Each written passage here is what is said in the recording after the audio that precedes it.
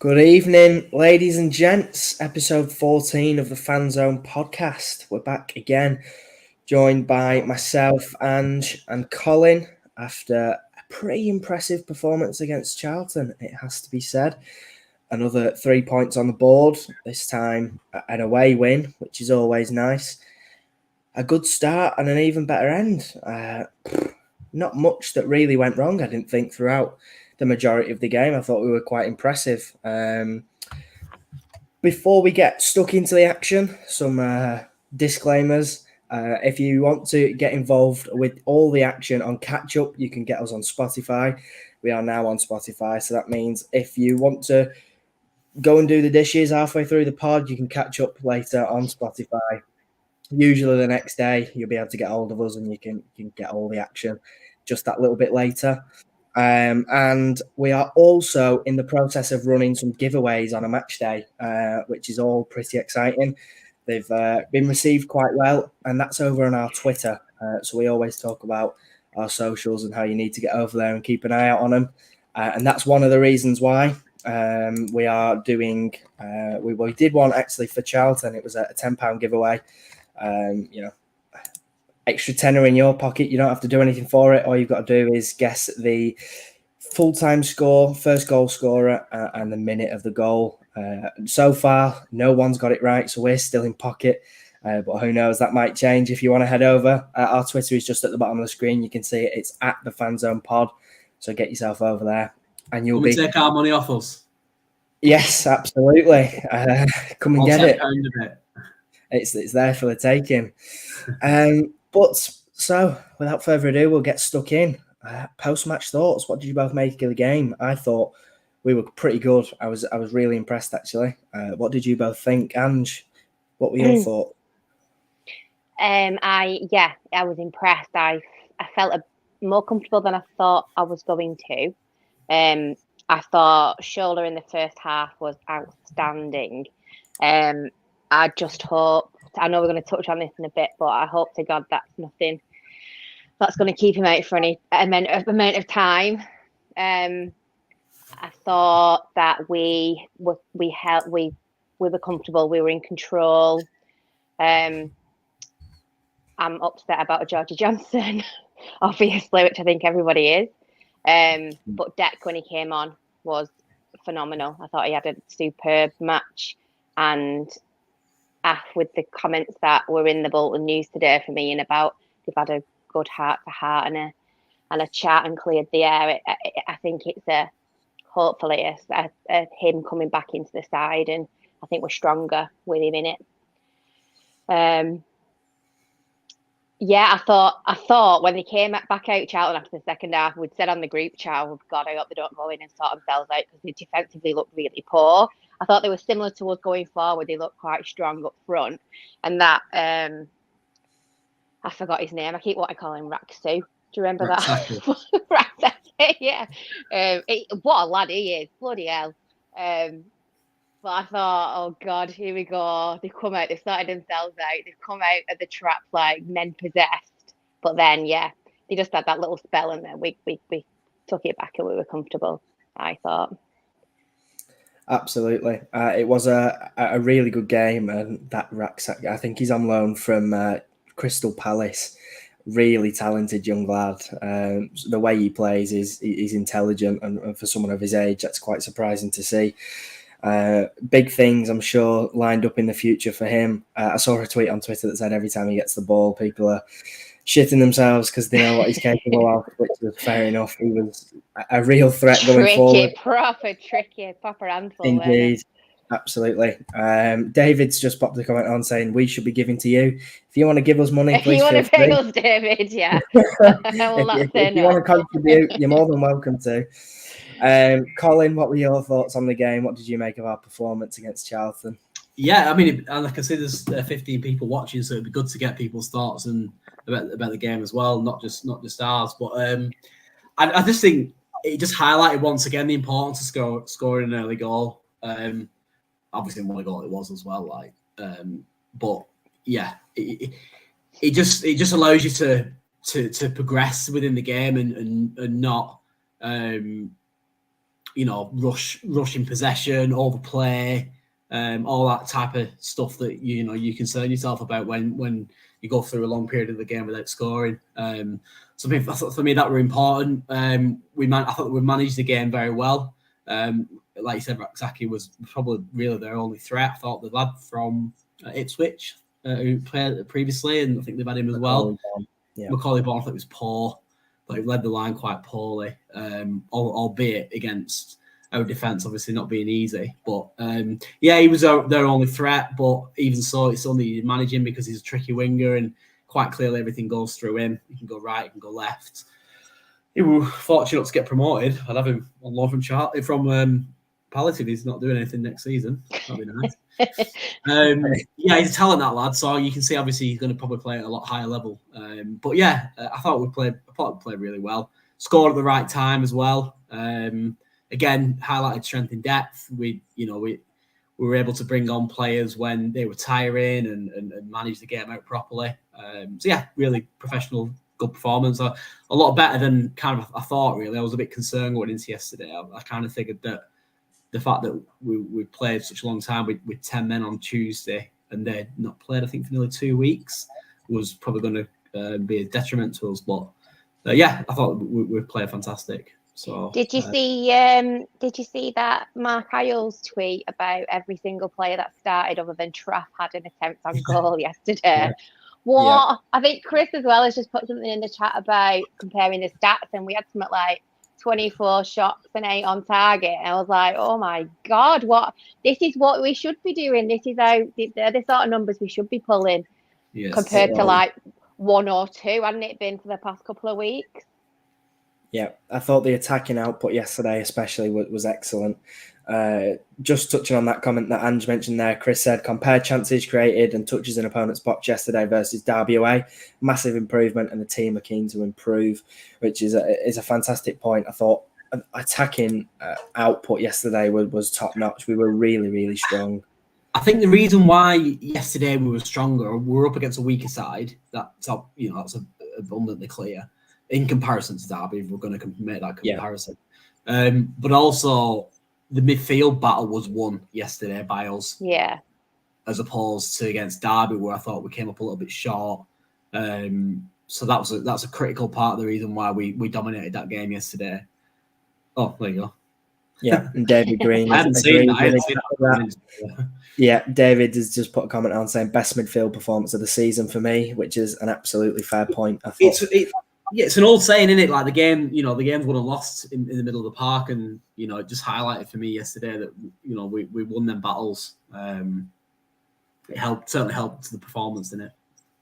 It did indeed. I'm just chuckling at that comment from Danny. Yeah, Danny said he has a leap like a salmon, which is very true. I think you mentioned it. I think you mentioned it the other week that he just seems to win every header that he goes for. Honest to God, he's not the tallest of blokes, is he? But my God, he's got a leap on him. Jesus. He is indeed. He's his timing of the jump. He knows exactly when he needs to jump. Really, really good in the air. It's attitude as well, though, isn't it? It's attitude. Yeah. It's the will and determination to go into every challenge and win the ball. 100%, yeah. 9 times out of 10, it comes towards the not so much their ability in the air, but like the willingness to put his foot in where he might get his head kicked in. Put his head in where he might get his head kicked in. Do you know what I mean? Yeah, absolutely. Danny's also said he was at the game. It was a solid performance. Big Vic is an absolute beast, and hopefully Shortire isn't injured for too long. He looks incredible. We will touch on the debut performances in a little while, but yes, they did look really promising. But Shortire as well, I thought was excellent. Really, really good. Chris has said much needed spa break for Demps after the game. Don't know if you saw that. No, what was that? I don't think so. But he certainly deserves it. He's been an absolute warrior this last couple of weeks. He's really put himself in a high gear, and he's just gone for it every week. And I'm sure he'll be feeling the effects of that. Looks as if they've all been given a bit of time off. I've seen on social media they seem to be flirting here, there, and everywhere. I think I might have even saw that.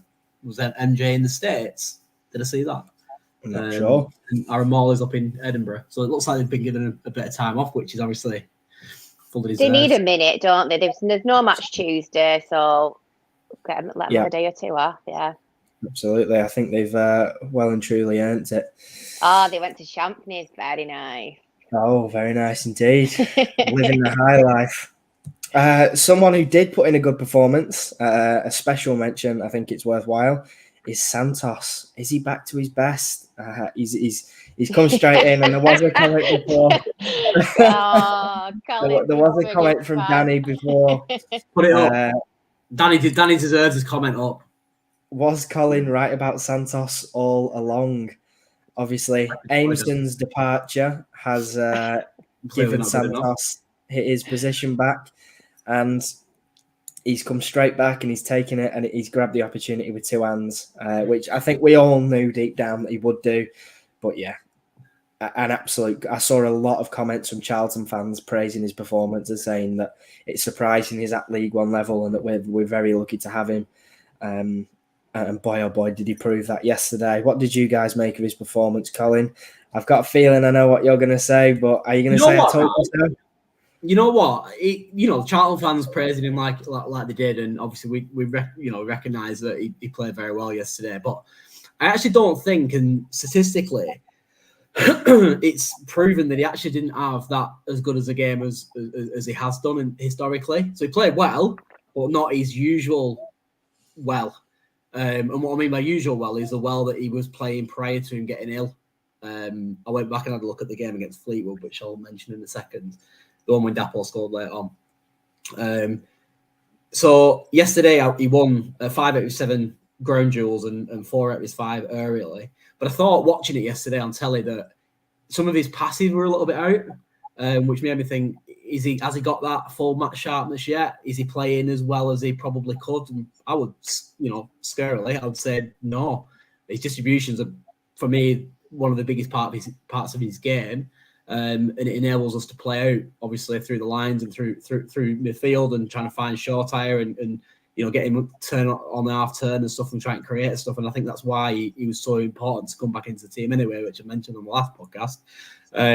But yeah, his passing was off, I think, yesterday a little bit. If you go back and watch that, even being overly critical, in comparison to the Fleetwood game, which is the game he played last before he got ill. His passing accuracy yesterday is 50%, and the Fleetwood game 88%. So there's areas in which he could possibly improve distributionally.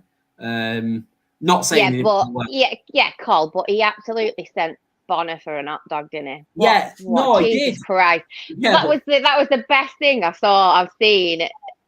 Outstanding. Yeah, no, he did. And that's it. But that, to quote Roy Keane, that's his job, isn't it? He's there to defend, isn't he? That's the first part of his role, isn't it? And secondly, for us, it's very, very important from a distribution point of view. All I'm saying is he played very well, but he can get even better. Yeah, I mean, I'm sure he will. Pneumonia takes a lot of getting over, and then obviously he's missed. How many weeks did he miss? 5, 6 weeks. I think around about 6 weeks. Yeah. I just wish he'd put his head on the end of them balls. I mean, he does get his head on them, but yeah, just to not direct into goal. I would just love him to get a goal. Yeah, I would love him to. It'd be nice, but personally, I don't think he's important. If the keeping as many clean sheets as they're keeping, And yesterday, Traff probably thinks, and if he was sat on the pod now, he probably admit he probably could have done better with that effort from the lad. So he probably should have got another clean sheet yesterday. In fairness, as long as they keep keeping clean sheets, he doesn't have to score for me. No, he don't have to. I would love him to. Yeah. I would absolutely love him to score. It would be nice to see the back of the net ripple from one of his efforts. I'm sure we can all agree with that. But yeah, it certainly put in a shift. And I think the big thing is that the back line, although it feels much riskier when Santos is in it because he takes risk and he doesn't play. He plays with confidence. What I meant by that is that he knows what he's capable of. He knows his ability. Yeah, no, I know. Your heart's in your mouth a bit more in it with Santos than it was. Yeah, he's just a very different player from Will. So, yeah.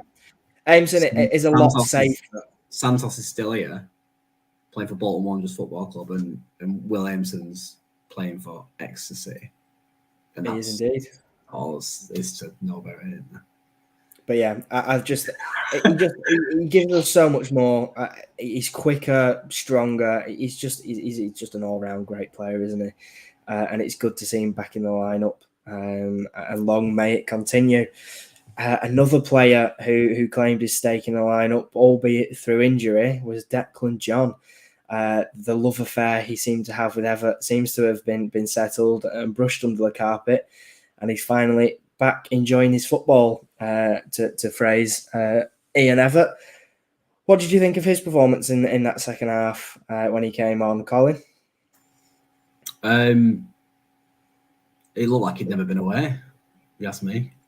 I thought you know what, right? What my ongoing concern with Declan John isn't by any stretch from an offensive point of view. He proved that last season with his goal contributions. He always concerns me defensively, and I think he always will do. But yesterday, I thought, even when he came on, up against who we spoke about earlier, that Raksaki, he actually played pretty well defensively as well, which was nice to see. He played like we had a bit between his teeth, and he had a point to prove. His passing accuracy was very good as well, 83% passing accuracy on the time that he was on. He played a lot of good early vital balls in between the lines to Kieran Lee, and he got quite a good few decent crosses into the box as well. He keeps his place for me. I noticed that the poll that you put out, a lot of people were in agreement. He's done a lot of good stuff yesterday for us and for himself as well. Absolutely, and we will touch on that poll, but first we'll head over to you, Ange. What did you think of his performance? How did you rate him? Brilliant. I thought he played really well. He was brilliant going forward. Absolutely whipped up that wing. I just spotted what Chris said, and do you know what? It's something that I did think of. So, do you want to put Chris's comment up about this one? Yeah. So I kind of get where Chris is coming from with that. It was the match on Sky. There were a lot of people there watching as well, and I suppose the pessimist in me says, could be, but then I'm more of an optimist than a pessimist, and I kind of see the good in everyone. So for me, he did it for the team, for his club, for the people he pays wages, for the fans, and that's 2 decades, and it wasn't a window shopping performance, is my opinion on that, Chris. Yeah, for those of you who are listening on Spotify, Chris has said, has the olive branch been accepted by DJ, or was it shop window dressing, as it proved to be with Ameson? Thoughts? So was John's performance lived up to expectations to put him in the shop window for a potential move, or was that just him claiming his spot back in the team? Carl, have you got something to add? Yeah, I think yesterday he played like he did last season, in the most part. That was nothing that we've never seen before from Declan John and his ability from an offensive point of view. It's a great attribute. I don't know the stats on last season, but I know he obviously contributed quite a lot going forward. I just think he scored a couple, didn't he? He scored 3 or 4, I think, last season. He might have simply just had an arm around his shoulder and said, "Listen, you've been training well. Your attitude's better. Your attitude's spot on. You've been fortunate that Idale's got injured. Go out and prove that I was wrong." Yeah, it is worth noting on that as well that I think there were a number of teams interested in taking John out on loan for the remainder of the season, which I think were actually all turned down by the club. So it might be the case that for the last week or so that room for John in the squad was actually there. It was just about him living up to it and showing that it was absolutely. But the question for me is, who are them teams? I tweeted out yesterday, like, it's the other players that we've got, are they as good as we think they are? But the teams that they got moving to, they're not, like Exeter City, Forest Green Rovers.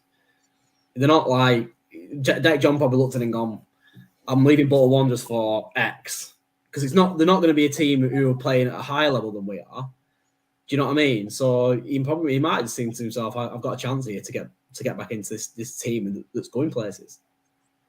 Absolutely, that might well be the case. And yeah, I'm sure we'll probably never know what actually happened. We can only speculate, obviously. But one thing we can all agree on is that it's good to see him back in the team and playing as well as he did last season.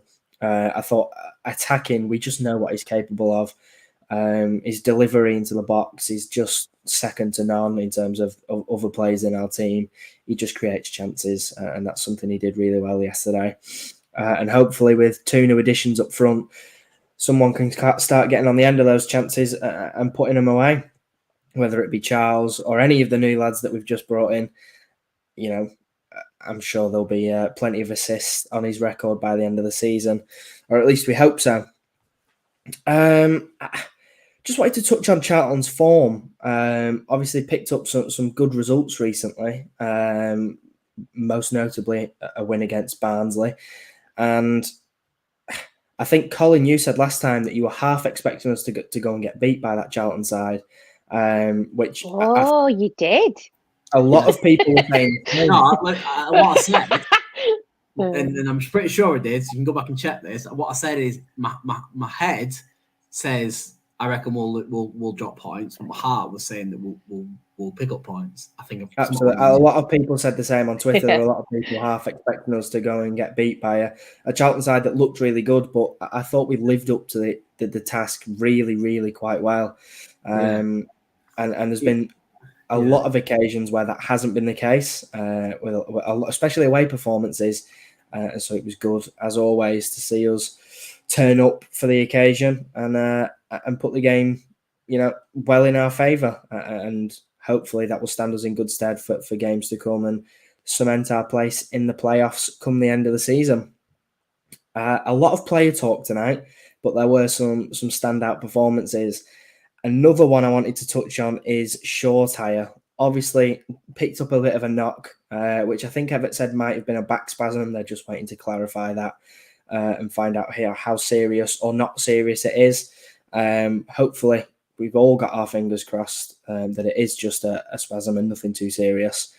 But boy, oh boy, did he look lively. We've been saying since way before January that we needed that number 10 role fill in, and finally feels like we've got it. I've been asking for a Kieran Lee with good legs for quite a while, and I think we finally found it. Although he's not our player, I thought he was fantastic. Colin, what did you think? I've not looked at his legs, mate, to be honest with you. Oh, sorry. You're talking about I know you're defending. Everyone's had it. You know what impressed me is his work ethic. Coming from Man United and obviously playing in League One, and you'd think that he'd be playing not only that, playing for a team who's playing well and playing at the top end of the league. I think he probably, you wouldn't blame him for thinking that he'd come here and he'd be able to just like stroll about, get on the ball, play it about a bit, ping it left to right. But he was closing and pressing down from the front very well. And he kind of played like as a number 9, if you will, which was good because obviously he played in the same starting 11 as Kieran Lee, which I think a lot of us are expecting it'll be him or Kieran Lee, possibly. Certainly when we get our centre forwards back, it probably will end up being like that. But so I think he led the line pretty well, to be fair, to a young lad.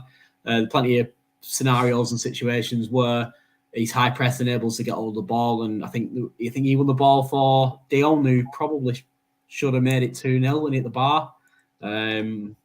So yeah, an overall impressive performance. So just like you say, I hope that that bloody injury curse hasn't struck again, and he's out for a while, because that'd be really disappointing if that's the case. We can't really afford to have any more injuries. We need that consistency within the starting 11 now, because we've got some new faces. Do you know what I mean? We came up against a pretty poor Charlton side yesterday, so that enables us to get over the line and stuff. But when you start introducing new players, especially from an attacking perspective, you need them to gel. So we really got to hope that he's not injured. But yeah, the performance yesterday, I thought, up until he got went off, it was very, very good. Yeah, I absolutely agree. And Danny said there that he hoped Shortari is fine. He was exactly what we were missing in that number 10 role. And it's so good to see that role filled with some real talent. Chris has said that Shortari's data was off the chart yesterday. Wow. I did see a tweet, actually. I've been looking for it, and I found it here. His first half numbers were 100% crosses completed, 100% long balls completed, 100% tackles won, 24 touches, 4 out of 6 of his ground duels were won. He won 2 fouls, one of which obviously resulted in a fantastic set piece from Aaron Morley, which has been all over Twitter. I've not got away from it, but every time it comes up, I have to go and watch it one more time. He had 1 key pass and 1 big chance created. He probably should have scored. Yeah. Should have had that rebound. He should have had that rebound, yeah. Excuse me, he's being overcritical. He probably should have, at least got a shot away and hit the target. Yeah, I mean, his numbers were unbelievable. And to come in, I think, in his second appearance for us so soon and put out numbers like that and play the way he did is a credit to himself. Danny's put a comment on saying, our problem earlier in the season was the fact we were struggling to know our best 11. I think we have most positions nailed on now, which I think is actually a really good point. Our starting 11 now seems more consistent than it had before. I think Eva actually said that the reason there wasn't a consistent 11 is that there were too many players not consistently performing at the levels he knows they're capable of, and so it was causing chop and change, which obviously hasn't done us any favours, but it does feel like now that starting 11 is nailed on, and maybe in the next podcast we can put our first 11 out and compare with each other. But I think we're all going to be more or less on the same page with who's in that team. David Jones has put a comment on saying, hit that like button, guys and gals. He's absolutely right. Wherever you're watching, show us some support. If you're over on YouTube, drop a like on the video. Your contributions are always massively appreciated. We really do appreciate it. And if you want to subscribe and tap that bell, you'll be notified every time we go live. I think what I want to say on that one is, I think what we're trying to do, what we're trying to achieve here is to create a little bit of a community. And obviously, it's nice that we speak when we're not live about the interaction that you all have within certainly YouTube and stuff. And it's just nice to see and nice to read. And obviously, we can create a community that we can chat about the one thing that we all have in common, which is the love of this club. Then we're happy, aren't we? So massively appreciate the support. Absolutely. Not I'm speaking for both Ange and Ben, but we'll allow you to speak for us, Colin. Yeah, you are indeed. I mirror exactly that. But getting back into the football talk, Chris has said, how often does the midfield battle pass us by when it's moved quickly? Not yesterday with Shola in the mix. Another deficit identified and addressed. Everett does know what he's doing after all, which is a good point. Do you know what? It is almost like he has a plan and he knows exactly what he's doing. He'd have thunk it. Indeed. The recruitment has just been exceptional. Whenever it feels like there's a gap in our team that needs addressing, it feels like the transfer window, I mean, it is the only time to sort that out, but it's nailed on every single time. Perhaps preparation in the summer could be a little bit better to avoid those issues, but it's just, players aren't always available and the recruitment team can't always, get deals done. So I think they purposely make these decisions and these transfers in the January transfer market, because I think what they want to do is have them players within the squad and understanding the way we play and the roles and responsibilities that they all have going into the new season. If that makes sense. They've had obviously January, February, March, April, May to gel, and June, July off, and then back in for the start of August. So I think it's done purposely, if you ask me. It'd be interesting to hear their thoughts behind it, whether there is an intention to it. Does Chris Markham follow this podcast? He does indeed. Markham does follow this podcast. Let us know whether or not, Chris, if you are listening, it's purposely done. Because I reckon it is. If by some miracle Chris Markham is watching this on Sunday night, let us know. But I will be impressed. So another few players to comment on, and they are the new additions. in Cameron Jerome and Big Vic, I think, as he's been named by the Bolton fans. Did you say Vic? Then? Say again? Did you say Vic? Yeah. I did say Vic, yes. Sorry, I did. I just seen a few pictures going around. I was just making sure you definitely said Vic. That's Vic with a V. But yeah, promising signs from the two forwards. If you are watching, let us know what you thought of their two performances, their two debuts that were obviously made against Charlton. I, for one, thought they were pretty good. I thought Victor was really, really strong. Something that perhaps we've lacked is a bit of physicality and a bit of body up front, which Charles can give us sometimes. But hopefully, with Victor in the mix, we can have that in abundance. Ange, what did you make of their performances? Brilliant. He could have been on the score sheet, Big Vic, couldn't he? And what a start that would have been. A couple of big lads up the front who can absolutely hold players back, and like you say, just a bit of strength. And I think either one of them alongside Dion for me. And then when Big Dan's back, I'm excited. I'm excited for this second half of the season now. Absolutely. There are a lot of people mirroring what you've just said. Louise has said, just on your point about the January window, Louise has said, agree with Colin. It also gives us a chance to see what other teams are made of, which is a good point. Connor has said they were both quality, just touching on the debuts there. Straight to the point. Which I would tend to agree with. Colin, what did you think of the debutants, however you want to say it? Debutees. I think they both, they both made an impact. I think for me, it's about options, isn't it? Offensively, and in that final third, that's where you need your most options to be able to influence and impact a game. And I think we've got that in abundance now. And the physicality element is exactly what we've been craving, like you said before.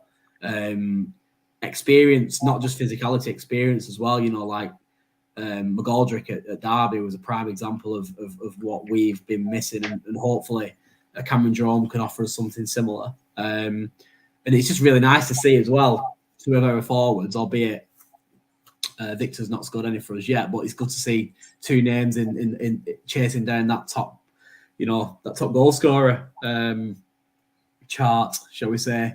But yeah, good signings, good subs, good impact. And I wouldn't have any qualms with any of them starting next Saturday against Cheltenham, is it? Yes, it is. Cheltenham is the next on the list. I've just seen Dan's comment, and I think we should rename the pod to the Pre-Happy Valley Pod. Yeah, we have to make sure we're boxed off by at least 8:45 because people are time to make a brew. I was just saying on Happy Valley, isn't it nice for us of a certain age to watch a program and then have to wait a week before you? I know, for another one. Yeah. Yep. And there's a lot of Bolton Town Centre as well in that program. There is. Yeah, there is. Yep. Comment on the chat about your thoughts on Happy Valley. Whilst there'll be some younger watchers going, Happy what?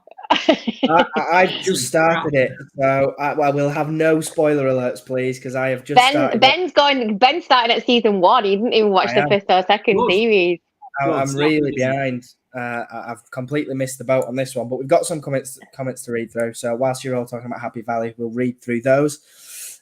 Brandon said, imagine Lundaloo and Big Vic up front just bulldozing defences, which against the teams like Forest Green that play a low block and maybe your teams like Morecambe and stuff that are just big physical sides, that's something I'm really actually excited to see, because we've missed it so many times against the poorer sides that just want to knock you about and rough you up. It'd be really great to see those two big lads just giving it what for and knocking people around. It was a Happy Valley yesterday, Chris. You are right. See, we kept it relevant. Oh, well done. Chris, well next done, week Chris I'm coming to you. Next week, Chris, I'm coming to you for ideas of the pod. You had a nightmare there, Ben. You should have definitely named that Happy Valley. I know, yeah. Flipping Connor heck. said, we are going to have 4 very good options up top. Everett is going to have a hard task picking who. Another great point. He's going to have a selection headache, which I think we've spoke about numerous times this season. But to be in that position is really, really good, and one that I'm sure Everett will relish. David Jones has said Adebayo, that's what we're going to call him, is going to be the key for this second half of the season. He holds up that ball very well indeed, and Jerome looked good too. A good point. I thought his hold-up play was really, really good. He knew, sort of when to bring the ball down and where to hold it and where to look for options. With him as well, I think what I noticed yesterday was his technical ability seems to be on point as well. His usage of the ball in them tight areas. And I think he was involved in creating the second goal. I think I'm pretty sure he was off the right. He was, yeah. The ball came to him on the right. Exactly, yeah. So he's found himself in I think he was on the left during the part of the game as well. So he's finding himself in areas of the pitch where, for a big lad like he is, and you'd expect obviously for him to play a certain way. He seems to have that fluidity about his playing and his ability technically to fit into our team pretty well, which is pretty promising, really. It is, and that's a common occurrence that we found with all the strikers, actually, that Everett doesn't want that route one striker that sits in the middle of the park and waits for the ball. When Lunderloo played against Derby, there were a number of times where he found himself out on the wing, coming inside. I think Jerome might be that more centralised striker that just comes on at the end of a game or to really assert himself. But you say that, but he was chasing down all the loosens yesterday when he came on. Yeah. He was put a shift in, didn't he? For a 36-year-old, he put himself about. He ran his socks off when he came on. I was really, really impressed. And David's just said there, Captain Jerome barking orders when he came on, which is, Yeah, I noticed that as well, David, actually. Yeah, he were at people straight away.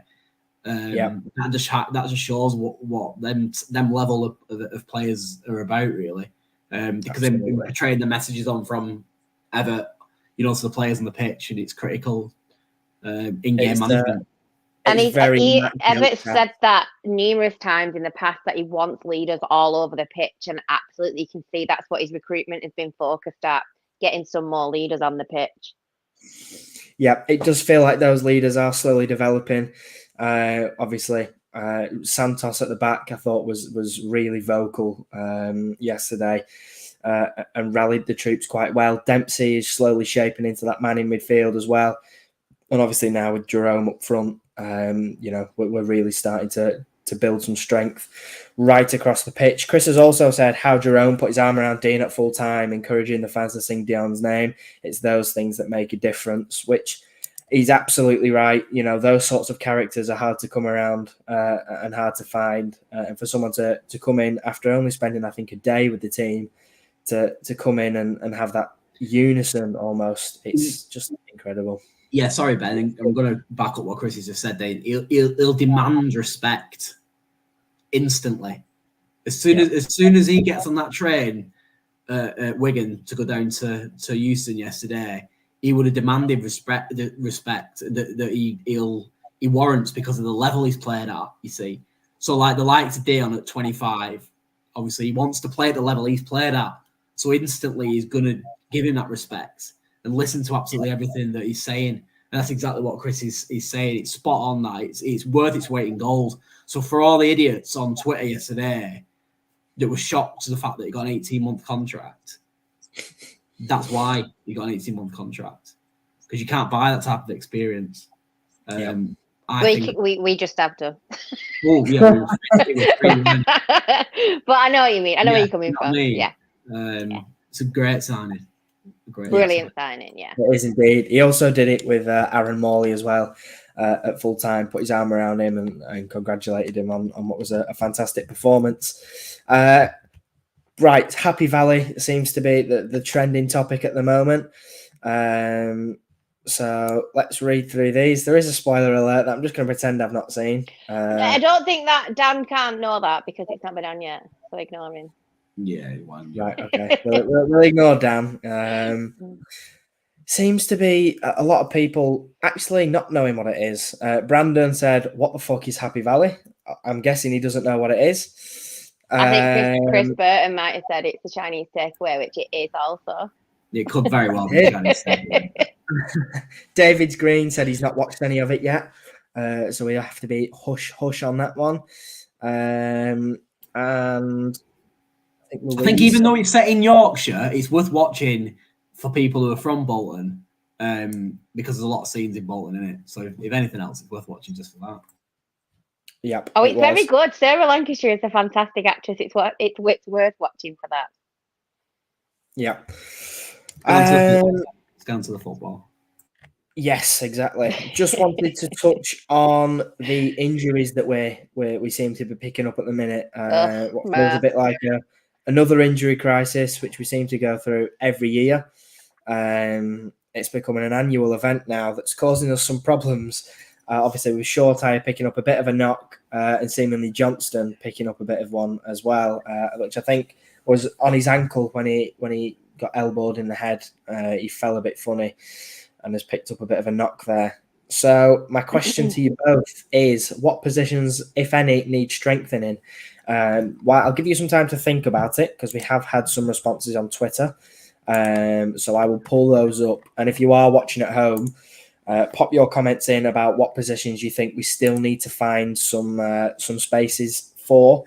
I shall share my screen with you all. I mean, I'm pretty sure everyone's going to say a centre-back, because we need a centre-back. I think so. So, do Bolton Wanderers still need to fill some spaces in the squad? If so, what positions do you think we need to reinforce? This is over on our Twitter. You can get us at the Fanzone Pod and contribute to all of these. But we've had one here saying, why would any goalkeeper come to us right now when most of the time we don't even put Dixon on the bench? I think that was in reference to another comment that Paul's put on there saying goalkeeper is back up to Traff. Which, a lot of people have said. There's another one under there that said keeper if possible. Traff gets injured and we're left with Dixon. And he also wants a young centre-back and right wing back as cover. But the overarching sort of feeling of where we need to recruit is at 1 centre-back but 2 goalkeeper, which I think is something we've actually touched on a few times on the pod. I think in the lead up to the January window, we said that it would be nice to have some quality or good enough cover for Trafford should anything happen. I don't Carl, think. what do you think? Yeah, get me on this, because I've got a thought around it. I don't even think it's just for cover for me. I think we all need to accept the fact that I even think if we got promoted, I'm not sure whether Trafford come back, because I don't think he's doing much good really at his stage of his career to stick at the same club. I have a bit of a feeling that for some reason I think he'll end up going on loan abroad. I don't know why I'm thinking that. Just kind of like that's how Pep's maybe sees him. I don't know. Like, he's given a 5-year contract, hasn't he? So he obviously thinks highly of him. So I think we need to be thinking about who is going to be our number 1 next season. So that's the move that I think we should make, a goalkeeper, but not as backup to Traff, a challenger to Traff, because I think, like yesterday proved, he isn't the perfect goalkeeper. He's still learning on the job. So it'll keep him switched on. It'll keep him on the ball. But also somebody who's going to come in next season for us, be it number 1, or certainly as a strong number 2. But yeah, goalkeeper for me all day long is a position that we need to strengthen. I think I said it I said it a few weeks back, if I'm honest. For the same reason I've just said. And obviously, no-brainer centre half, because Will Aimson's gone to some Tin Pot team down on the South Coast, because he clearly isn't good enough to play for us. That's going to annoy a few people, that, isn't it? Nothing to do with that's where he's from. Mad, isn't it? You know what I mean? He prefers the Ginsters to a Cars. Yeah, he wanted to play regular football, to be fair to lad, didn't he? And obviously he knows he's not good enough to do that with us. So yeah, centre half and goalkeeper. Boring, but it's obvious. Yeah, and are you in the same boat? I'm going to counteract slightly Colin's goalkeeper. Well, not counteract it. I think I said when we did the like yearly roundup pod, we did this question, didn't we, Ben?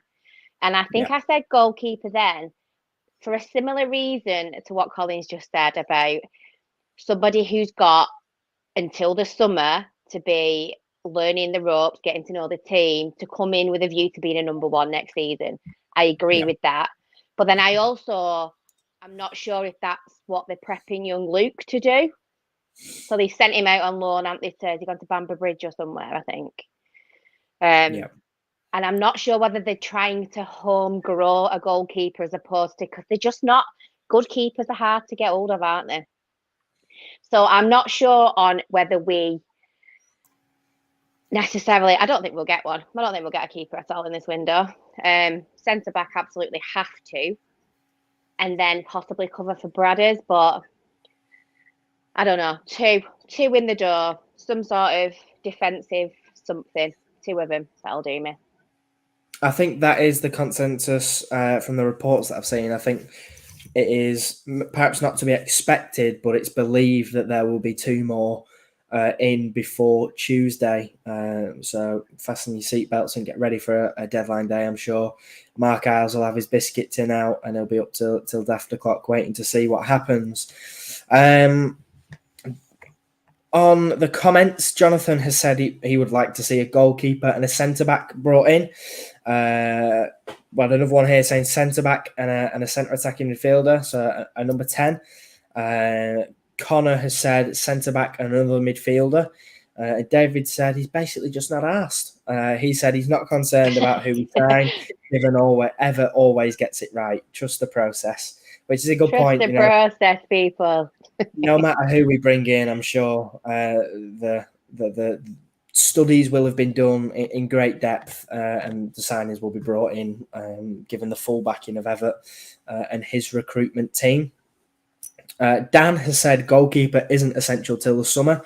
No need for it now, which, it seems that way, but should Draft pick up an injury that seems to be going around the block, I can't think of anything worse.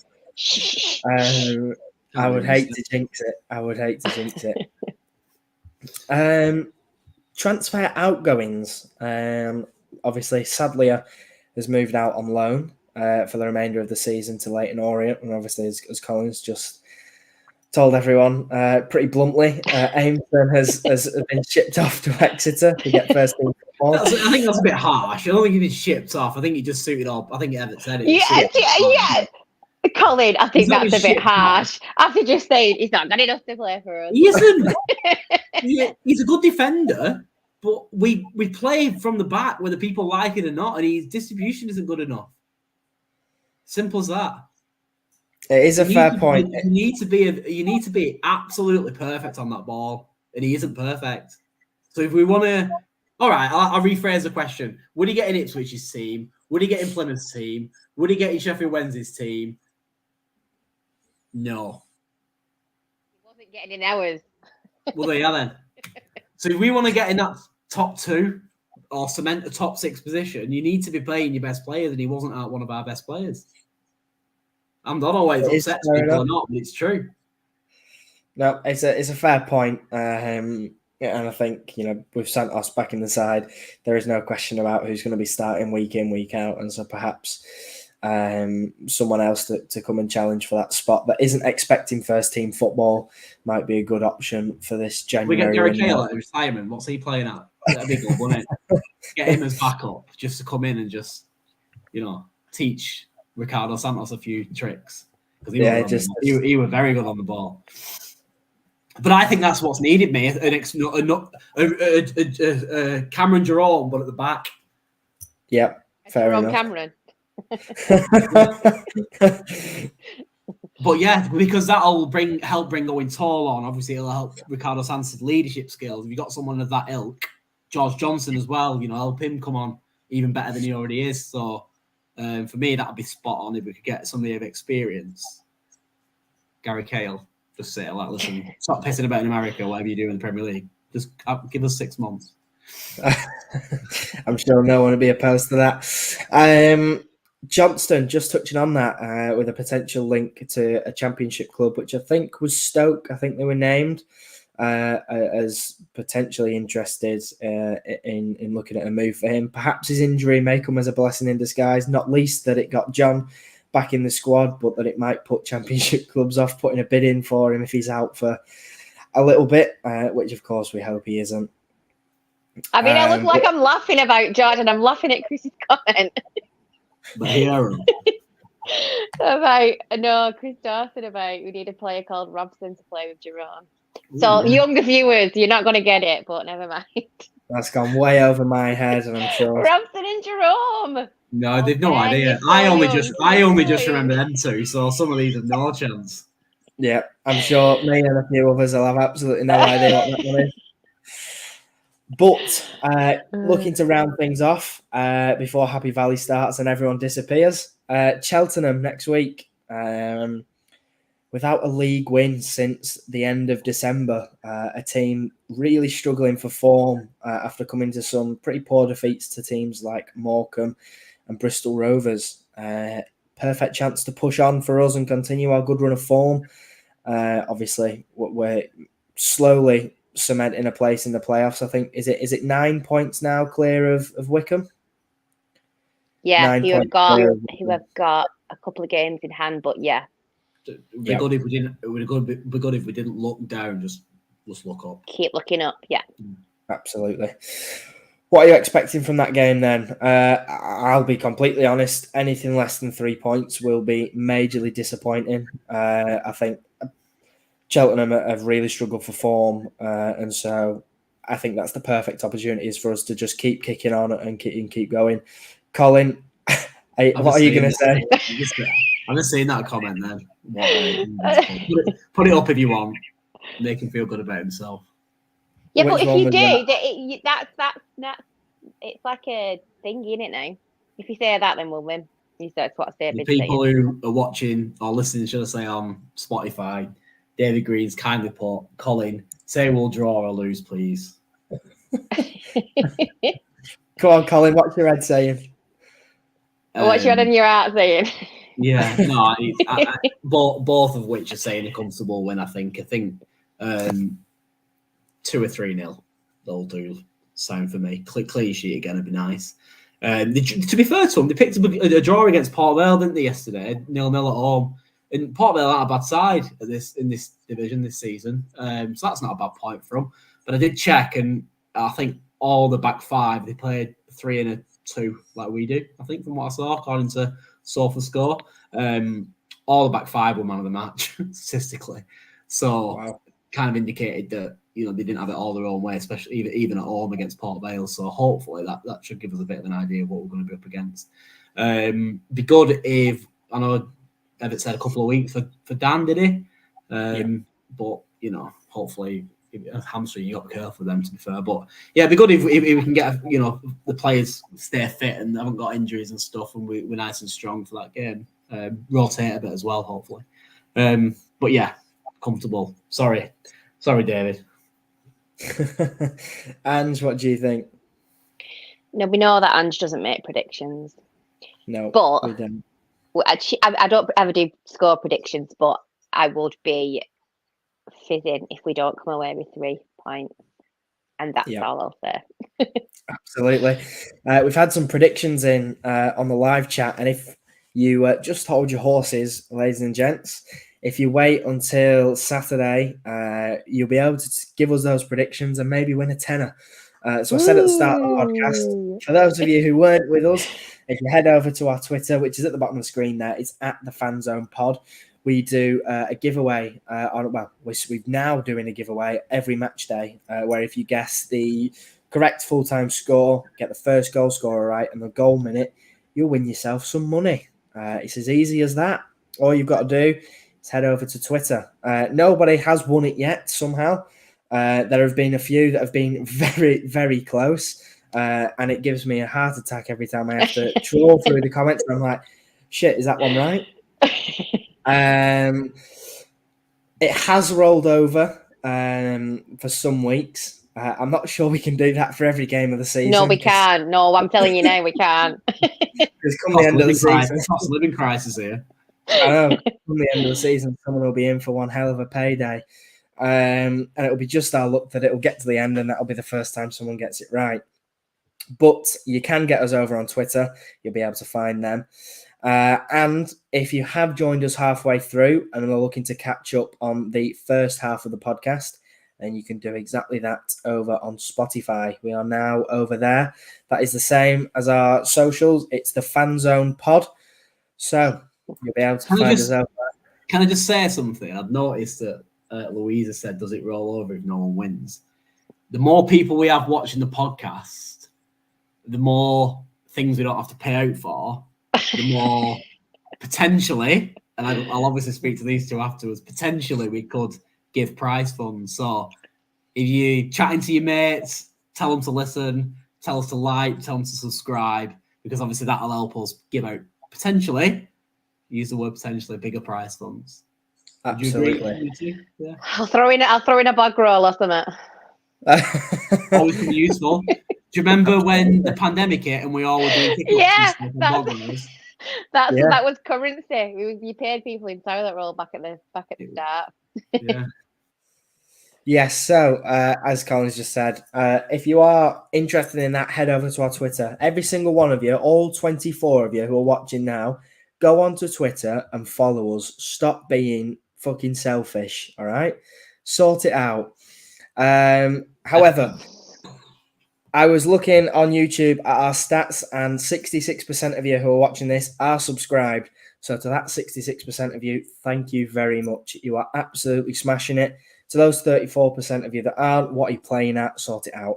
That's all I have to say on that one. In response to you, Chris, selling my headphones, no, I haven't. I'm at my dad's and I've not brought them with me.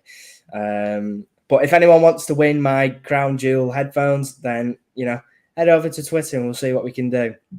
And in response to Lou, no, I will not be giving away my Accrington ticket. I won't be giving away mine either. Beth, will you be giving away yours? Oh, Ben didn't get one. Oh, you didn't get one, did you? Colin. Oh, I forgot. So that'll be the last time you see me on the Fanzone Pod, and the last time you see Colin.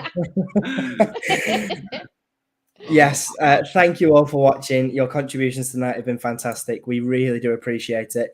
We're really building something, and it's good to have all the regulars in here. And we look forward to seeing you in plenty more.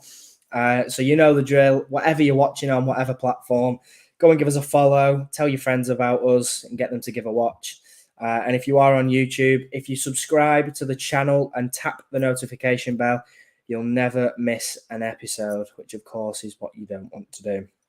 So without further ado, we'll round things off there and you can all go and watch Happy Valley. So thanks for that, and we will catch you in the next one. Have a good one, guys. See you later.